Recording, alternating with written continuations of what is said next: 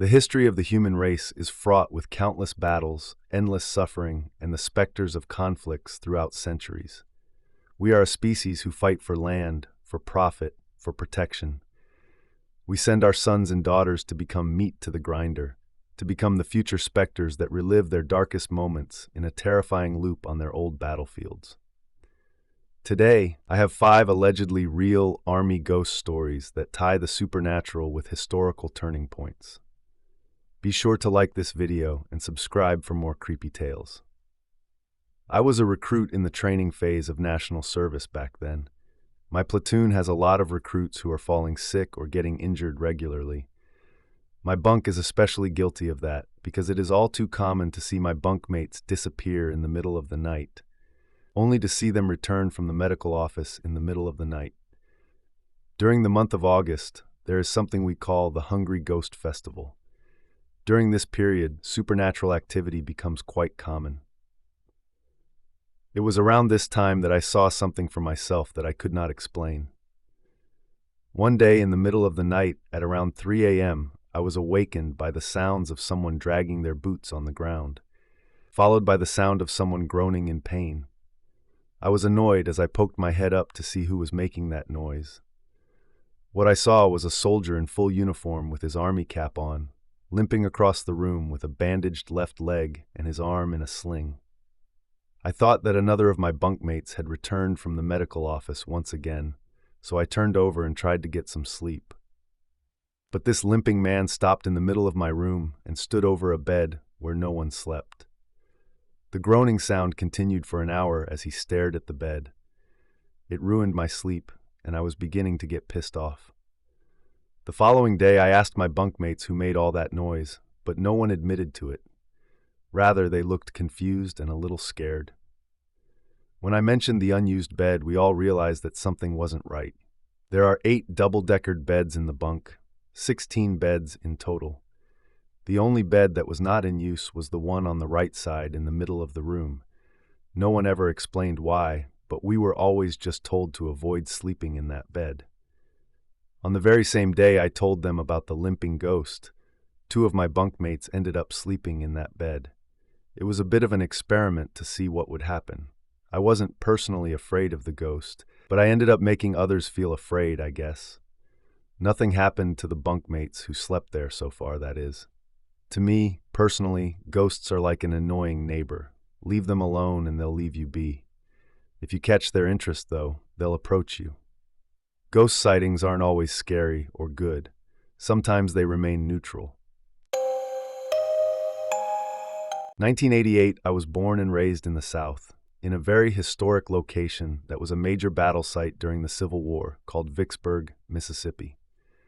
My town is known for ghostly sightings, as many people died here in battle or due to the Union blockade of the Mississippi River. While I personally have never seen a ghost myself, I have felt their presence. One famous place to go in Vicksburg is the McRaven House, which is ranked among the 100 most haunted places in America. I'd never been there before, even though I'd lived here for my entire life, but the paranormal had always intrigued me. So one day, my best friend Ray and I decided to pay for a tour of the house. I'd like to say here that I felt perfectly fine before Ray and I entered that house, but as the tour progressed, I began to feel sicker and sicker. With each room we passed through, I began to lean against Ray more and more for support and comfort. I was beginning to feel short of breath and ready to pass out. We went up a flight of stairs which led to a small hallway where some personal items from the Civil War era were stored. I listened as best I could as the lady conducting the tour pointed to things and explained a little bit about them. She showed us a small carriage made for a little girl's doll, and explained how they would put it up at night, only to find it in another room entirely the next morning. Then she pointed out an old medical stretcher. It still had the bloodstains on it, from when McRaven was used as a makeshift medical hospital during the Civil War. Then she told us of a story about a little boy who had passed out on the spot directly where my friend was during a previous tour. By that point, I could barely stand up on my own. I was putting most of my weight on Ray, so I could imagine how that little boy must have felt. I knew I had to get out of that house, although I felt bad about not being able to finish the tour. I told Ray that we had to go, because honestly, I felt like if I stayed there any longer, I was going to vomit. She could see that something was really wrong with me, so she hastily helped me out of the house and back to my car. I sat in the car for about 5 minutes before I slowly began to feel better.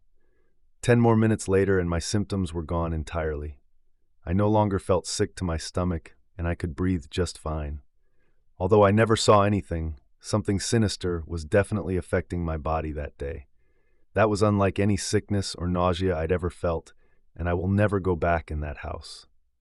But that is not the only creepy thing to happen to me. In Vicksburg, there is also a relatively large military park full of Civil War monuments and many unmarked graves of both Union and Confederate soldiers. At the time of this second incident, I was working at a local Chinese restaurant. I usually worked the night shift and would get off work around 10, then head home. The route I would take to my house passed directly by the military park, as it was the fastest way home.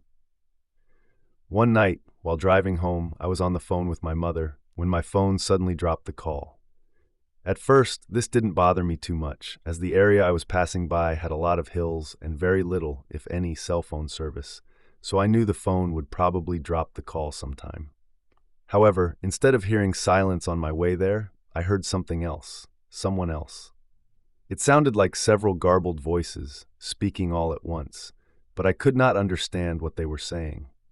It didn't sound human, really, but it didn't sound mechanical either. I had no idea what I was hearing. It freaked me out, so I decided to cut my phone off completely, thinking that that would make it stop. But even with my phone shut off, the voices grew louder. All of this happened as I was driving by the unmarked graves of the military park that you could see from the road to my house. I told my grandparents about what happened. My grandmother laughed at me, saying jokingly that it may have been aliens. But my grandfather, on the other hand, looked serious and said that because we have Native American blood flowing through our veins, he believes we are more connected to the spiritual world, and that what I heard was the mumbling sound of the voices of those who died in the Civil War. This didn't make me feel any better. I began to take a different route after that experience. I'm from a little village in the south of Ireland. My whole life, I've experienced paranormal activity.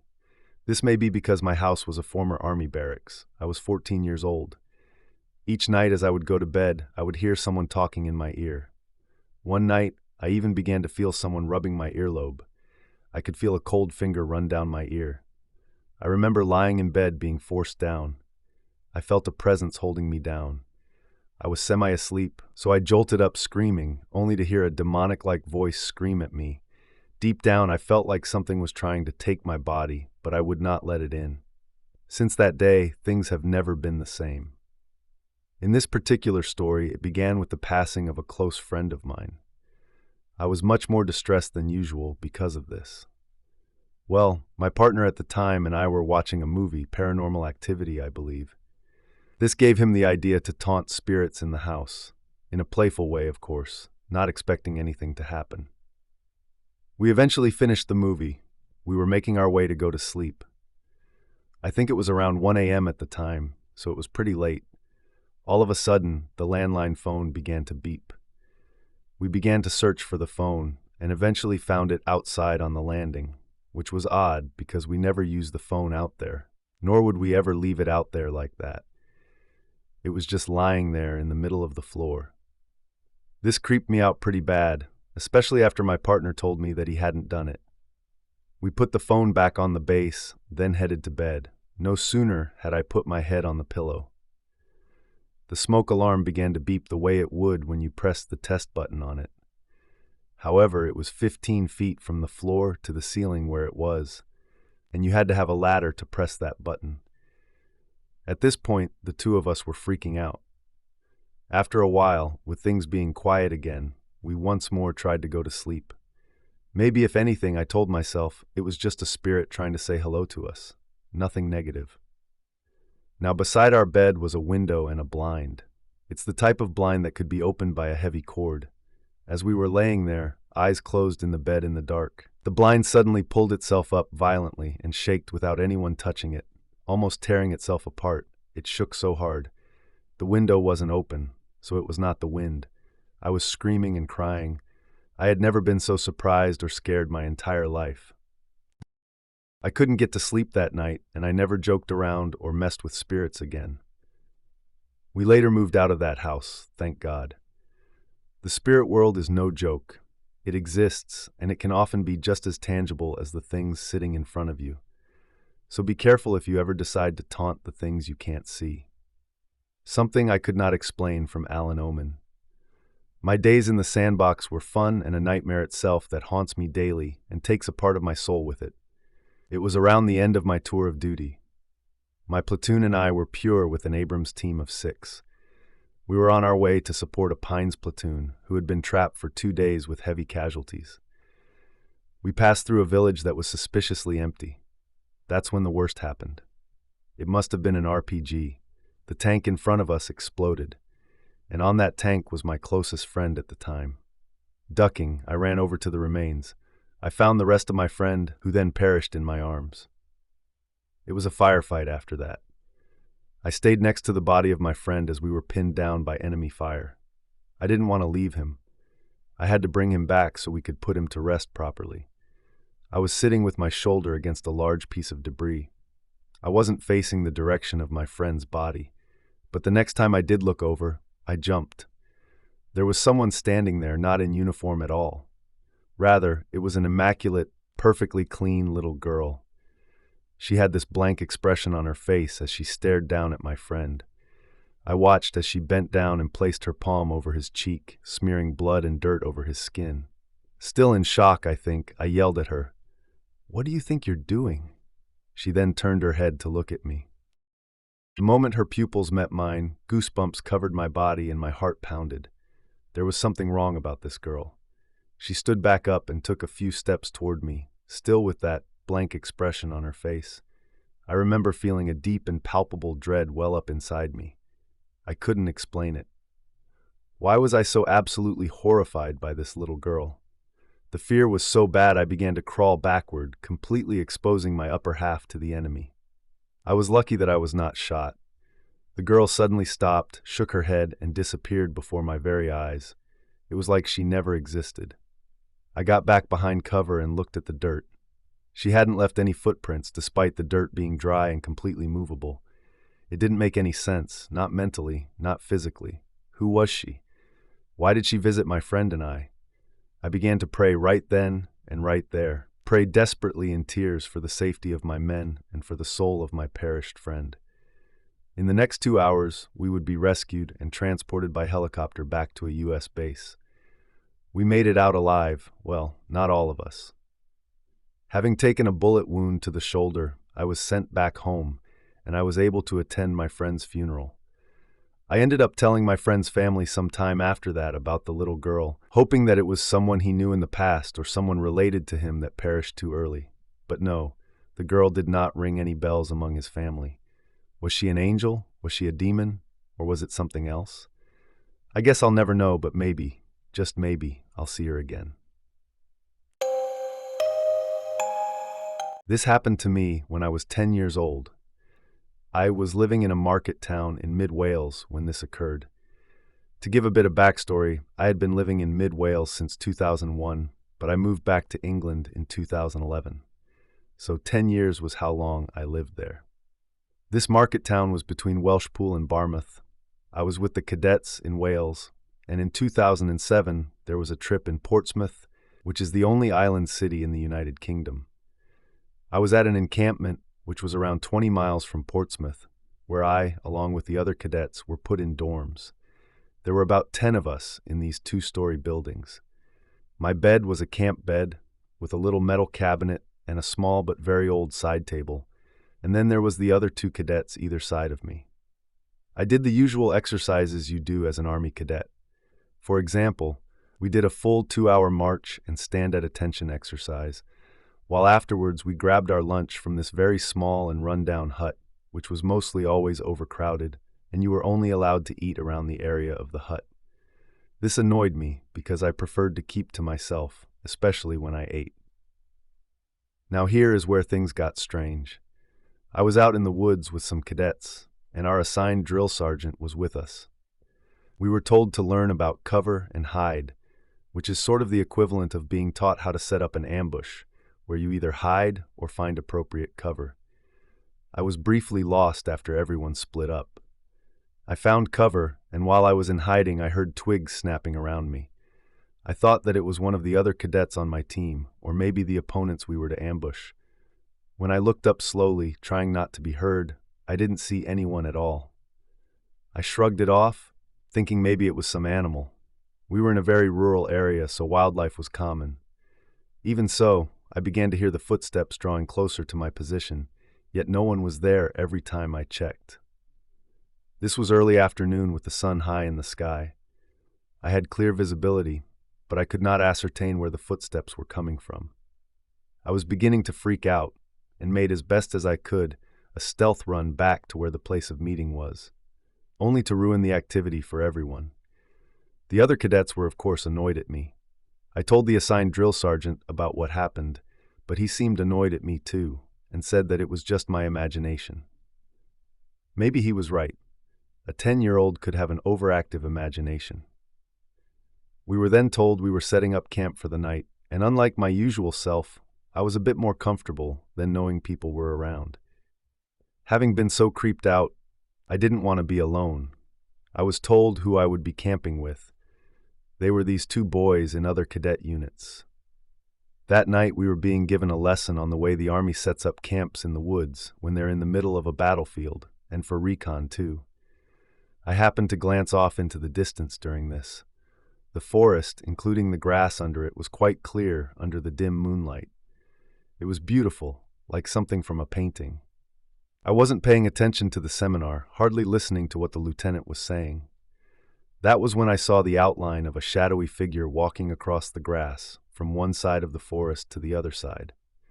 I thought it was probably a reflection of the trees and the moon, but as I focused, it was very clearly the silhouette of a man. He looked towards me, and in a kind of in-the-mind voice, I heard it. "When you die, you'll burn in hell." I was trembling and scared. Then one of the sergeants looked at me and saw me freaking out. She came over and asked me if I was okay. Now I was quite a sensitive child, and I got upset very easily. Out of the sight of the other cadets, I was in the back of a parked minibus, weeping my eyes out. I was overcome with emotion and fear. I was able to sit out the lessons and speak to my dad. He told me I was being overreactive and to calm down, but I couldn't. I then told him I wanted to go home, but I had missed my chance to when another friend of mine went home with his mom 2 days prior into the 11-day stay. 2 days after this, there was a party going on in the hall of the complex. I was there for a couple of hours, as it was not really a disco party with a DJ and a bar, just a drink stand and a CD player hooked up to speakers, playing the recent albums that had come out here. I was heading back alone to the dorms. My dorm was on the other side of the complex, and I knew I had quite the walk ahead of me. As I headed back towards my dorm, I saw a woman in a cadet uniform looking away from me, near the girls-only dorms. I asked her if she was all right, or if she was lost, to which she replied in an echoey voice, "You shouldn't be here." And then I saw it. The bottom half of her body was transparent. I freaked out, making a mad run back to the door, pounding at it, slapping my hands against the windows until another cadet who I spoke to let me in. I went straight to the dorm that I was staying in, and I did not leave for the rest of the night, nor did I sleep a wink. It was the 10th day in, and the final night before I could go back to Mid-Wales. I was so relieved, and decided to make this day count, as it was my last day. That day was fairly relaxed. It consisted of a reward ceremony and a rafting trip, including canoeing and rock climbing. The day flew by, and it was almost night. I went back to my dorm feeling happy. It was the last night, so one of the rooms on the other end of the building from our dorm decided they would host a Ouija board session. They invited me along, which I kindly declined and went to sleep. Over 2 hours later, after falling asleep, I woke up to a noise of footsteps on the wooden floor and the sound of tapping on the walls, which I thought was the other dorm being in a wind-up mood, as they had shockingly shared a spliff amongst each other, although they were between 12 and 14 at the time. I guess it wasn't really a surprise. I got up to check outside the door, only to see the door closed. I lowered my head and tried to go back to sleep. Another 30 minutes later, the noises started up again, only this time it was in the dorm that I was sleeping in. I thought that it was one of the cadets, but apart from me and two other cadets who were asleep, the beds were vacant and no one was moving around. I went back to sleep again, and once more, not long after that, the room grew cold. I mean freezing cold, and I woke up. I was beginning to feel scared. I had to remind myself that the windows were locked and could only be opened with a key. I looked up at the door after feeling like my legs were frozen, and I saw it. Somehow someone was in the room. In the right corner of the ajar door was the upper half of a man looking in on us, with nothing but the shape of his upper torso and his head. He looked at me, and I whispered over to the other cadet next to me to see if he saw him too. But like the other ones before, he ignored me, saying that I was just seeing things. I couldn't help but think that the other dorm messing with that Ouija board may have made things worse. The entity just stared in at me and then vanished into the darkness. I did not sleep for the rest of the night after that, and finally I knew it was time to go home. All the cadets said goodbye to one another, including a few who tried to photograph me, but I hated having my picture taken. So when it was all said and done, the coach left Portsmouth, and I went back home. Looking back at those 11 days in that encampment, I can only think of one thing from that time. Why was I told that I would burn in hell? What was the meaning behind those occurrences? Why was I the only one who saw and heard everything that happened? Maybe they knew it was haunted and wanted to keep it hidden, or maybe I was the chosen participant in these spirits' game. Nothing has happened since, but those 11 days were the days that hell came to me. Violence in this world is impossible to avoid. People will always fight over something. There's good in this world, bad in this world, and there's always someone in between. And as long as there is a difference of opinion, there will be war. And with war comes death. And of course, with death often comes an avoidance of the afterlife, as spirits make their way back to haunt the living, for whatever reason they may have. So the next time you're looking at a historical battlefield monument and you see something you can't explain, don't be surprised. With how many people perished there, I'd be surprised if there weren't hundreds of ghosts lurking around at any moment. Good night. Here's to us never having to go to war ourselves. Be sure to like, share, comment, and subscribe if you enjoyed it.